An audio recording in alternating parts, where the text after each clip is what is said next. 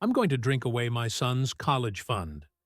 I somehow ended up with a genius of a son. I always joked that I wanted a paternity test since he was too smart to be mine.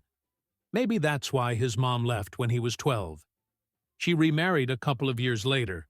And eventually, I did too. Everything was fine as long as I could focus on my son. I set up a government-backed college fund for him, but I told him he didn't have to use it if he didn't want to. One time, he asked what I'd do with the money if he didn't use it.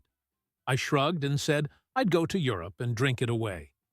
I'd heard about some monks who brewed beer to support their monastery and figured I'd give it a try someday. A few months ago, he got accepted into a top university.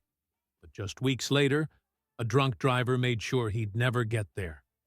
I didn't think about the money again until my ex brought it up after the funeral. She knew about the fund and asked if her new stepson could have it instead. I thought for a moment, then told her no. I said there were a few bottles of beer with my name on them in some European monastery, and I had a promise to keep. She chewed me out for wasting the money and said our son would have wanted his stepbrother to have it. But I knew my son wouldn't have cared, and I already had my plan. So I booked that trip to Europe. Turns out the monk beer is great.